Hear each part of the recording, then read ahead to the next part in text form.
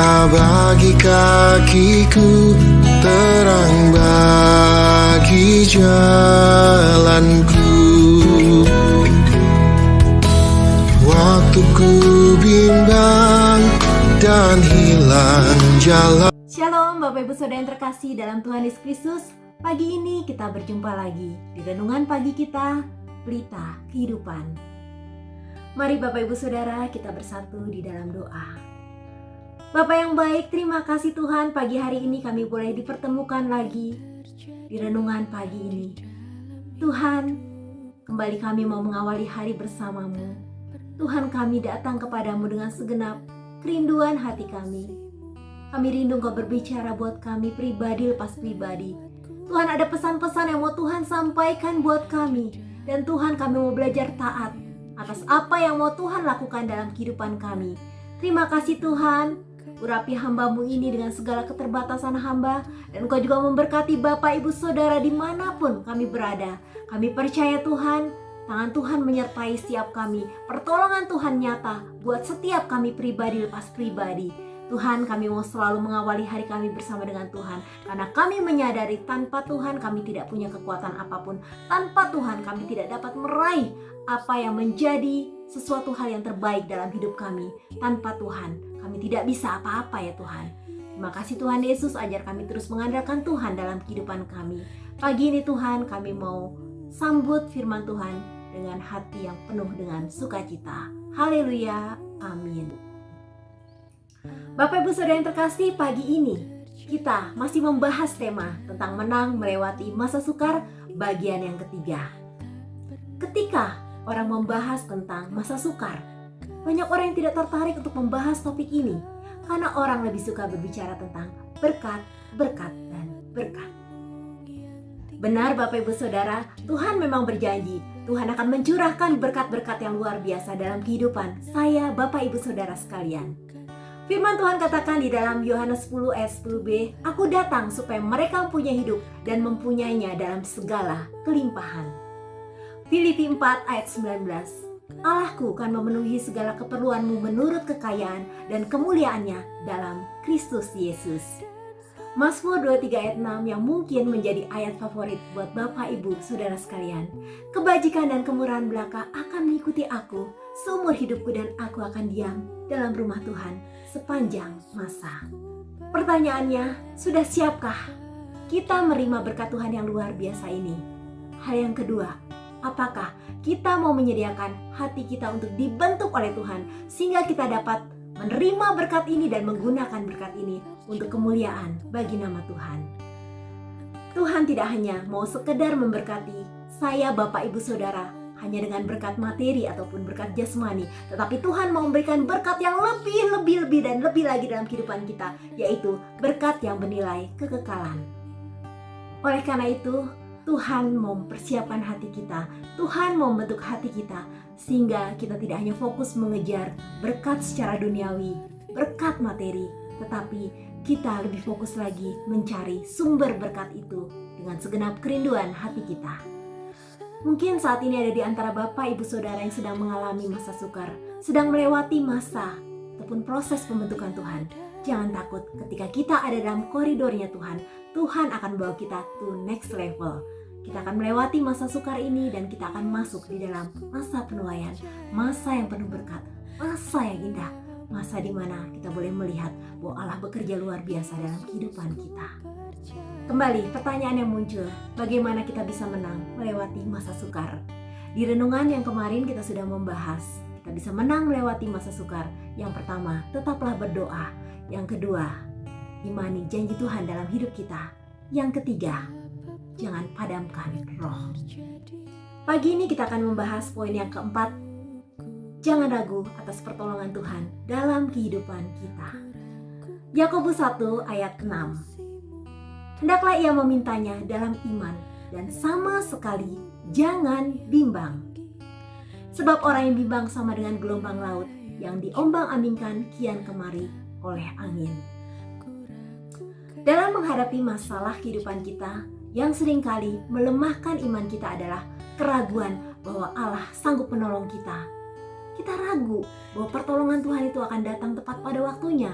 Kita merasa semuanya akan datang terlambat kalau kita tidak bergerak, kalau kita tidak mengandalkan kekuatan kita sendiri, kalau kita tidak menggunakan pikiran dan kecerdasan kita. Kita merasa semuanya akan hancur dan berantakan.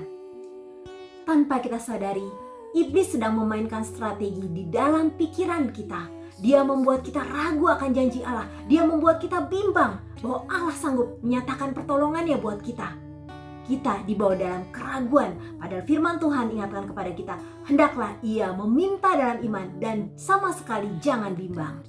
Untuk menanti janji Tuhan, jangan pernah ragu bahwa Tuhan sanggup menolong kita. Bapak Ibu Saudara yang terkasih, di tahun 2006 saya mulai mengalami gejala alergi. Ketika dokter memeriksa saya, dokter mengatakan bahwa saya mengalami urtikaria kronis. Pada waktu itu, ini nggak terlalu menjadi masalah buat saya bisa tetap beraktivitas karena setiap kali alergi itu muncul, saya minum obat dan bisa sembuh. Tahun demi tahun saya hidup dengan alergi yang makin sering kambuh, dan pencetus dari alergi saya adalah debu, udara panas maupun dingin, serta beberapa jenis makanan. Untuk makanan saya tentunya bisa hindari, tetapi debu dan cuaca sangat tidak mungkin untuk saya hindari. Akibatnya setiap pagi, siang, sore ataupun malam alergi saya kambuh. Dan saya selalu mengkonsumsi obat supaya saya dapat tetap melakukan aktivitas saya dan saya tidak terganggu dengan alergi saya. Sampai di suatu titik semua obat yang saya konsumsi sudah tidak dapat lagi menyembuhkan alergi saya. Semuanya yang saya minum tidak mengurangi rasa gatal, perih, dan rasa sakit di kulit saya. Setiap kali kambuh, kulit saya panas, merah, perih, gatal, dan itu terjadi sekujur tubuh saya. Saya sering menangis menahan rasa sakit itu. Dan saya merasa hidup saya tidak produktif, semua pelayanan saya cancel. Saya tidak dapat melakukan aktivitas secara normal. Bahkan di dalam 24 jam sehari, saya hanya bisa tidur maksimal 1 jam. Dalam kelemahan fisik yang saya alami, iblis selalu berusaha mengintimidasi saya. Kamu gak akan sembuh. Alergimu itu akan mengganggu seumur hidupmu. Kulitmu sudah terbakar dan itu akan menjadi bekas permanen seumur hidupmu. Kamu gak akan bisa pelayanan lagi. Kamu gak akan bisa melakukan aktivitasmu seperti sedia kala. Hidupmu gak normal lagi. Engkau dibatasi dengan alergi yang akan membuat engkau tertutup dengan dunia luar. Di saat saya sudah gak kuat lagi, saya pernah bilang sama Tuhan, Tuhan, saya siap jika Tuhan mau ambil saya. Bapak Ibu Saudara yang terkasih, saya merasa tidak punya kekuatan untuk bisa sembuh dari alergi itu. Suami saya sangat paham dengan kondisi saya. Setiap malam dia tumpang tangan, dia berdoa buat saya. Dan dia selalu memberikan kata-kata peneguhan buat saya. Jangan takut, jangan ragu akan pertolongan Tuhan, kamu pasti sembuh lagi.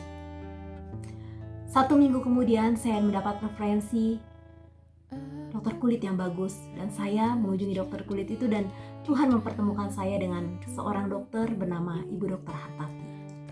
Ketika saya datang ke beliau, kulit saya sudah gosong, perih semuanya. Dan beliau merujuk saya ke Rumah Sakit Hasan Sadikin dan puji Tuhan, beliau juga yang menangani saya secara langsung.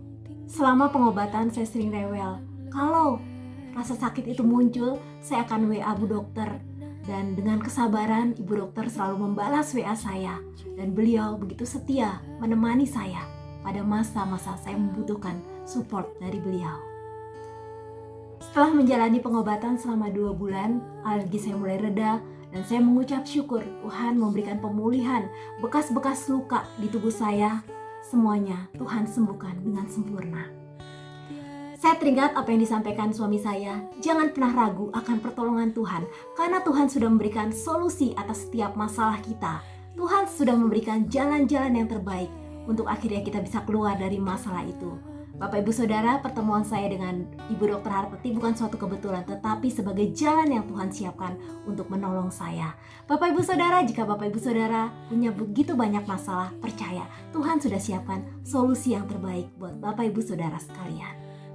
Hal yang kelima, jangan pernah andalkan kekuatanmu. Firman Tuhan dalam Yeremia 17 ayat 5, beginilah firman Tuhan, terkutuklah orang yang mengandalkan manusia, yang mengandalkan kekuatannya sendiri, dan yang hatinya menjauh dari Tuhan. Amsal 3 ayat 5-6, percayalah kepada Tuhan dengan segenap hatimu, dan jangan bersandar kepada pengertianmu sendiri. Akuilah dia dalam segala lakumu, maka ia akan meluruskan jalanmu. Bapak Ibu Saudara yang terkasih, kita berpotensi untuk terus berkutat di masa sukar kehidupan kita. Kita akan terus berputar di tempat yang sama kalau kita mengandalkan kekuatan kita sendiri. Mengapa seringkali Tuhan izinkan kita gagal untuk menyelesaikan masalah kita ketika kita mengandalkan kekuatan kita sendiri? Karena Tuhan gak mau kita jadi sombong. Tuhan gak mau kita terus mengandalkan kekuatan kita sendiri. Tuhan gak mau kita terus mengeraskan hati kita. Supaya kita gak berlama-lama lagi di dalam kemelut hidup kita. Supaya kita tidak berlama-lama dan berputar terus di gurun pasir yang akhirnya menghabiskan begitu banyak waktu kita. Ayo, kita serahkan hidup kita pada Tuhan. Serahkan totalitas hidup kita. Serahkan masalah kita. Dan terlebih penting, serahkan hati kita untuk Tuhan lembutkan. Tuhan Yesus memberkati kita semua. Bapak Ibu Saudara, kita akan bertemu lagi esok hari di renungan pagi kita. Dan kita akan terus merenungkan segala kebaikan Tuhan dalam hidup kita.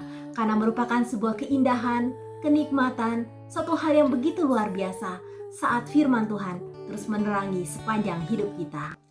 Bapak Ibu yang terkasih, mari kita satu di dalam doa. Bapak yang baik, terima kasih Tuhan, terima kasih banyak Bapa. Kami mau melangkah hari ini dengan kepastian bahwa setiap masa sukar dalam kehidupan kami akan segera berlalu. Tuhan, di hadapan-Mu kami rindu menyerahkan hati kami. Kami minta Tuhan Kau yang melembutkan hati kami, menghancurkan setiap kekerasan hati kami untuk mengandalkan kekuatan kami sendiri. Karena kami tahu kami tidak ada apa-apanya tanpa Engkau Tuhan. Bapa yang baik, kami mohon Engkau membimbing di setiap jalan kami. Kami mau dengar-dengaran dan kami mau menuruti arahan Tuhan dalam hidup kami. Tuhan Yesus, terima kasih banyak Bapa, terima kasih Tuhan.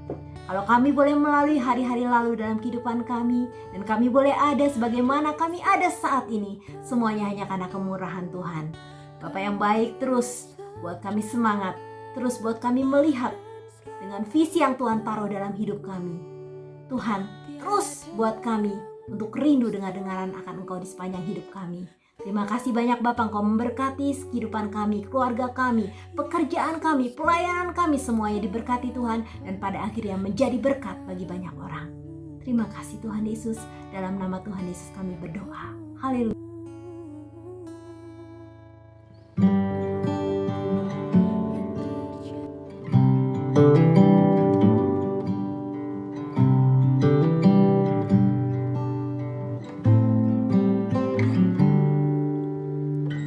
Apapun yang terjadi di dalam hidupku ini, tak pernah ku ragukan kasih-Mu Tuhan.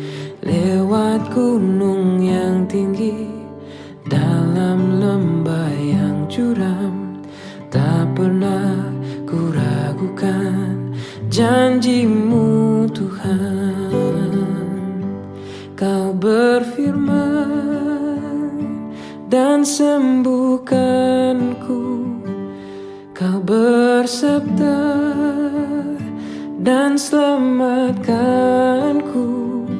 Tiada yang mustahil bagimu, Yesus, ku percaya padamu.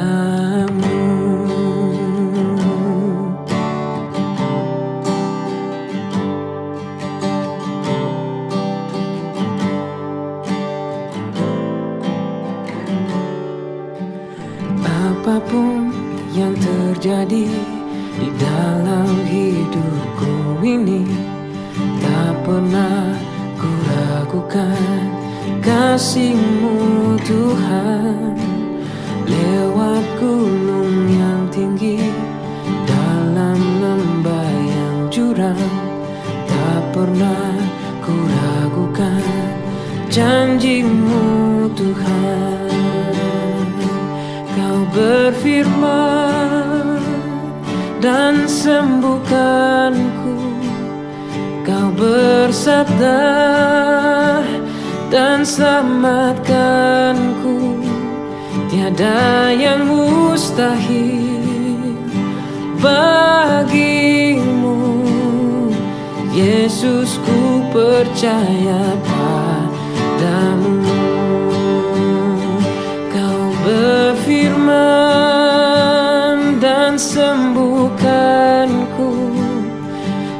bersabda dan selamatkanku. Tiada yang mustahil bagimu. Yesus, ku percaya padamu. Yesus, ku percaya padamu. Yesus, ku percaya